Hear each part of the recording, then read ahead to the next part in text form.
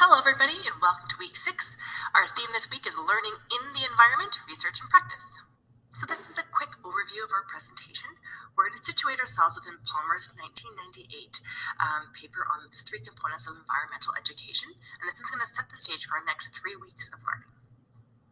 We'll then jump into Kudrayevtsev et al.'s 2012 paper on the sense of place in environmental education. That is this week's theme, the sense of place, and the next 3 papers by Frisch et al. From 2010, Brain in 2017, and Newberry in 2012. These 3 papers are examples of learning in the environment, and they have a slightly different approach to developing sense of place.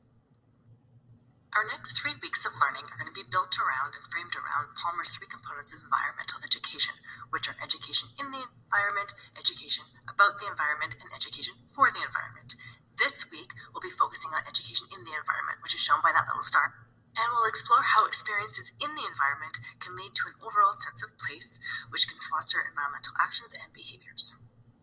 The must-read paper this week is Kudrayevtsev et al.'s 2012 paper entitled Sense of Place in Environmental Education.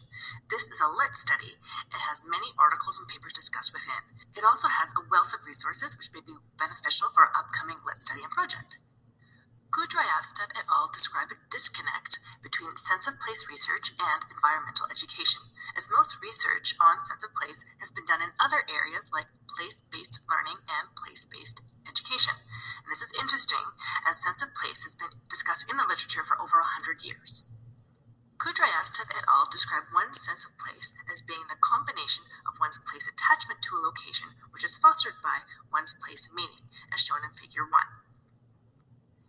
There have been many revisions and inconsistent use of the term sense of place, so just a heads up if you dive into the research on this. The most agreed upon definition of place attachment is that it's the bond between people and places, or the degree to which a place is important to people. Further, some researchers distinguish between place dependence and place identity as aspects encompassed within place attachment. Place dependence is the potential of a place to satisfy an individual's needs by providing settings for his or her preferred activities, whereas place identity is the extent to which a place becomes part of a person's identity or embodied in their sense of self. It is interesting to note that there is some discussion in the literature about negative place attachment, which is when certain aspects of places are in conflict with self-identity and do not serve a person's needs or repels people, making them want to escape certain places. Much of the research into place attachment has been done via Likert scale surveys. These surveys ask questions like, "This is the best place for what I like to do," or "I feel like this place is part of me." Some researchers consider place dependence and place identity as one factor when they're doing their studies, as they're highly correlated in the findings. In contrast, other researchers find place identity and place attachment as separate factors, as they do not act uniformly in relation to other variables. Other researchers still use Likert scale surveys to measure attachment towards natural and civic aspects of places separately. The other important component of sense of place is place meaning, which is defined as the symbolic meanings that people ascribe to settings. It is a multidimensional construct influenced by many factors, 6 of which are listed here. The degree and value each individual places on these factors determines the depth of the development of their place meaning to a specific location. Some researchers believe that place meaning may be the reason for place attachment and thus sense of place. Others argue that the meaning of places may be rooted in the physical settings and objects and activities, but they are not actually properties of them. Rather, they are properties of human intention and experiences. As we saw in place attachment, Likert scale surveys are also used by researchers to explore place meaning, to gather both quantitative and qualitative data. Further, many approaches are used by researchers to gain qualitative data, such as open-ended surveys, semi-structured interviews, or open-ended surveys with in-depth interviews. Some researchers even use a map-based approach where they conduct their interviews at a specific location to explore why that location may foster a sense of place. In summary, although there is some inconsistent use in the term sense of place, most researchers agree that place attachment and place meaning are the 2 main components, with place attachment reflecting how strongly people are attracted towards places, and place meaning describing the reasons for this attraction. Thank you, Amy, for the introduction. Hi everyone, Wes here. One significant benefit of having a sense of place proposed by Kudryavtsev Kudryavtsev et al. Is the development of pro-environmental behavior, as they contend that a sense of place fosters pro-environmental behavior and related emotions, attitudes, and behavioral intentions, which is an important goal of environmental education. Their research showed that a sense of place influences many positive pro-environmental behaviors, such as encouraging people to act more responsibly towards their local environment, providing a basis for the level of caring needed to take active interest in the environment, and motivation towards a sense of eco-justice, be informed about local environmental issues, and helping them to make beneficial decisions for their communities. The authors looked at many theoretical and empirical studies which provided convincing logic and evidence that a sense of place fosters pro-environmental behavior. They found that these studies fit into two categories: place attachment and place meaning.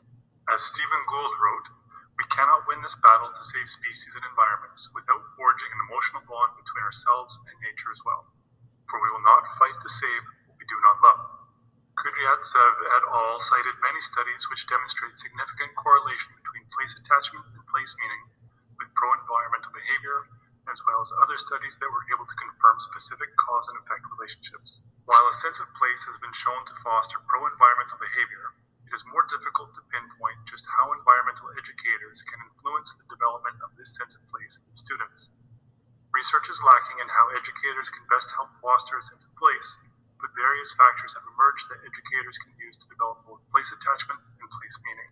The authors found that place attachment can develop in two ways: through direct experiences with places and through learning about places from indirect sources. For direct experiences, studies showed that many factors help to produce positive effects such as frequency of use of the place, the length of the encounter, active engagement such as stewardship, restoration activities in natural areas, social interactions while in the place, and a specific example of maintaining community gardens. Learning about place from indirect sources vary in intensity from simple acknowledgement that a place exists to a willingness to make meaningful personal sacrifices in order to preserve or enhance the place. This idea is supported by a survey study of geology students in Arizona, in which students who had never been to the Grand Canyon showed some level of place attachment, although weaker than in students who had visited the Grand Canyon. This paper found that place meanings can be created and purposely developed through two primary mechanisms: creating place meanings through first-hand experiences, and by learning place meanings from written, oral, and other sources, including communication with people. Experiencing unique attributes of places, including geographical features such as rivers and lakes, as well as cultural attractions, may facilitate the creation of particular place meanings. Repeated and very direct experiences in places, positive or negative pivotal moments, and feelings of safety may also contribute to place meanings.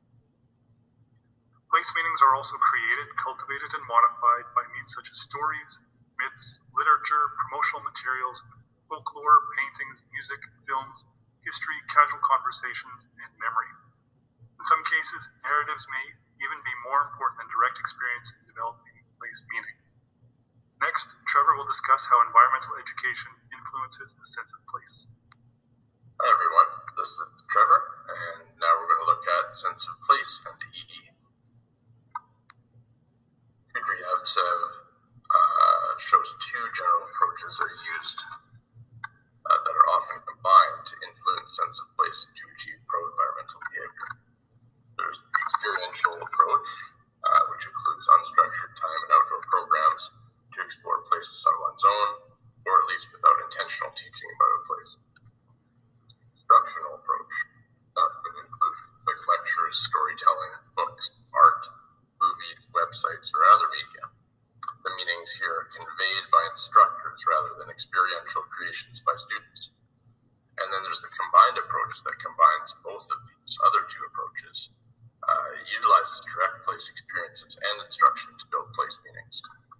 This approach resonates with the idea that place meanings are constructed not only through direct experiences, but also through social construction of place meanings before visiting a place.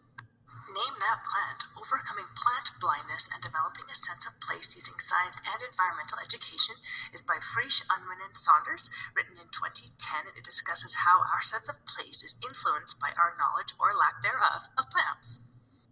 This paper, like Kudryavtsev et al.'s paper, is a lit study, so it has a whole bunch of other authors and articles listed within. It also has a ton of extra resources at the end for any science teachers looking to incorporate more plant-based knowledge.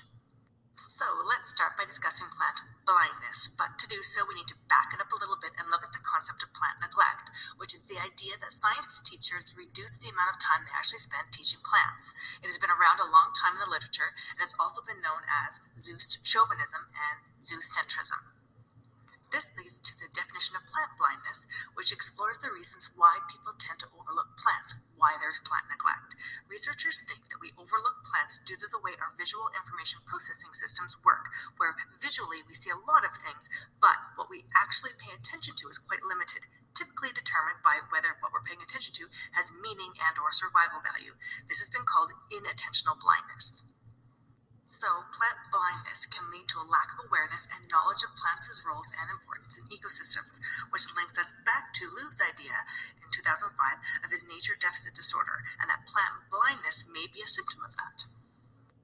Frisch et al. Described their sense of place as requiring ecological knowledge, social knowledge, as well as attachment to community, human and non-human, about and in a particular place. And that's based on research by Worcester and Adams in 2005.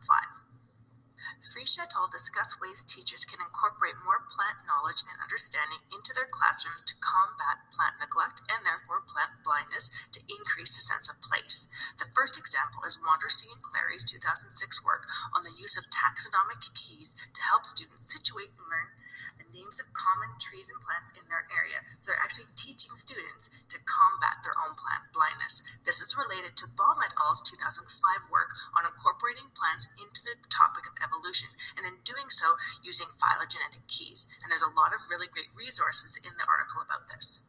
In 2006, Wandersee et al. Developed a writing template for investigating students' botanical sense of place, or their BSP, and they found that it actually helped students reconnect to their sense of wonder about plants, what motivated students to learn plant biology, and inspired new botanical awareness and appreciation. All of this established a plant-centered community of learners. In 1997, Sanger described the use of a guided inquiry activity and storytelling as a way to help students connect to their place. And finally, there was a discussion on the use of school gardens to foster students' sense of place. House et al. In 2007 found impressive gains in both student knowledge and their sense of place through the use of the school garden. If you are guilty of plant neglect, like me, this quote might help encourage you to invest more time on plants in your classroom. By teaching our students and the teachers of our students to see their environment, including the essential details of plants, we begin at the awareness level. As students and teachers become aware of and more deeply connected to their own sense of place, attitudes toward their environment cannot help but change. At the end of this article, the authors have curated a 2-page list of resources and websites around the 4 topics listed here. These are available to teachers so they can learn more about plants and they can increase their incorporation of plants into their classrooms.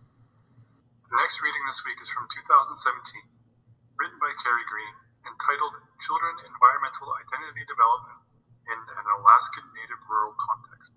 This study contributes to the area of early childhood education for sustainability by incorporating Indigenous ways of knowing into how children in a rural Alaskan Native village develop their environmental identities. Green's study was a participatory and phenomenological study of 5 to 7-year-old Alaskan Native children and used an innovative method of data collection called the sensory tour. As the children explored a nature camp, qualitative data was collected from the wearable cameras on the children, allowing researchers to go where the child goes, see what they see, and hear what they hear without intruding on the child's experience. This enables the researcher to capture a more authentic child experience of the environment, including what draws their attention, the interactions they have with nature, their self-talk and expressions, and how they construct understanding with their peers. The sensory tour data collection methods are aimed at eliciting participants' understandings, feelings, and perspectives, and rich descriptions of their experiences of being in their environment, leaving behind any normative assumptions. After the field excursions, children were invited to engage in video-stimulated recall discussions in order to interpret and analyze the video footage that they collected during sensory tours. Encouraging children to engage in dialogue about their video-recorded activities provided more insight into what children were feeling and thinking during these activities. In an earlier paper, Green discussed how children's environmental competency is strengthened through experimentation, tasting, touching, seeing, smelling, and hearing their environment. She drew connections to Palmer's 3 components of environmental education: in, about, and for the environment, with their overlapping concepts of trust in nature, spatial autonomy, environmental competency, and environmental action. Through her research, Green identified many examples of how children develop their environmental identity. Events that helped to establish a trust in nature prompted children to develop a sense of spatial autonomy through connections with water, plants, and animals. As students learned about their local ecology and their shared role in it, they improved their sense of environmental competency, ultimately leading towards environmental action. Likewise, negative experiences, such as fear of bears, can develop a mistrust in nature, slowing the child's progression. Green writes that many of the children in this study had a profound understanding and appreciation for the flora and fauna of their local ecology. I watched and listened as a 5-year-old named every bird he observed on our drive to the camp. Children noted moose prints and other animal markings. These findings show that the children in this study had developed a strong connection to a sense of place. After a sobering reminder in week 5 of some of the challenges faced by environmental education, I really appreciated the butterfly metaphor used by Green to symbolize the development of responsible environmental citizens through early childhood experiences. Green writes, foundational experiences where children perceive themselves as a part of, not separate from, all that exists are essential in building a sustainable future. Green writes, foundational experiences where children perceive themselves as a part of, not separate from, all that exists are essential in building a sustainable future. The caterpillar released to become a butterfly is symbolic in recognizing that through exploring the environment up close and personal, children will develop wings to soar as active environmental citizens for a more sustainable world. Indeed, in considering children's agency to act for sustainability, the examples provided in this article might seem small and frivolous. However, it is important to consider the significance of children's initial efforts, as these provide stepping stones to bigger and wider-reaching initiatives. In other words, a child does not learn how to run before discovering how to coordinate his feet to take his first steps. To be sure, making a difference at a smaller level will have an impact on how a child develops his or her sense of self in relation to the living world. Next up is Trevor to tell us about our final paper this week. Hey there, it's Trevor again, and now I'm going to be discussing a little bit about the Newberry paper, Canoe Pedagogy in Colonial History, Exploring Contested Spaces of Outdoor Environmental Education. In this paper, Newberry posits that Canada's colonial history is an integral part of our idea of wilderness. However, this history is often ignored in environmental education pedagogies. Our sense of what wilderness is lacks context without acknowledging this history. There's a couple of quotes from Newberry that support these points. Firstly, in dominant and colonial images of wilderness, Aboriginal presence is either erased or Aboriginal people themselves are recast as nature, displacing them as human actors. And Newberry also discusses the history about our national park system and notes that nature parks are complicit in the history of cultural genocide in Canada. The wilderness that resides in our national identity is a fantasy of Canadian homeland created in the interplay of desire and anxiety and is used to mask implication in colonial injustice.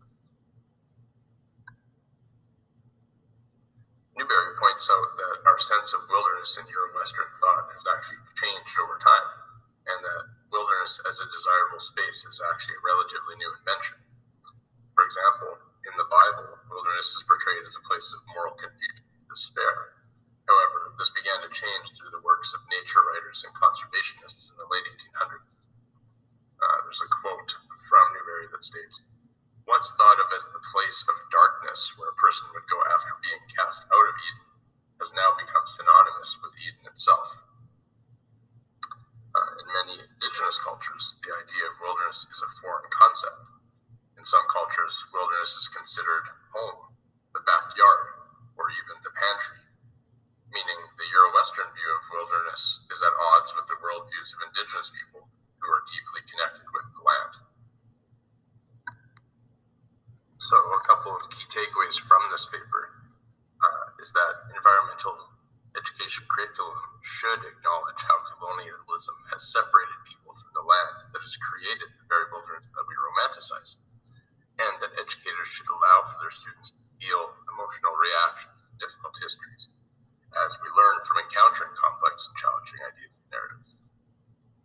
It Hubert points out, though, that if we seek for our students to be inspired, for them to develop a sense of personal strength and to experience joy in the land, we may be less likely to also present them with a curriculum of colonial education.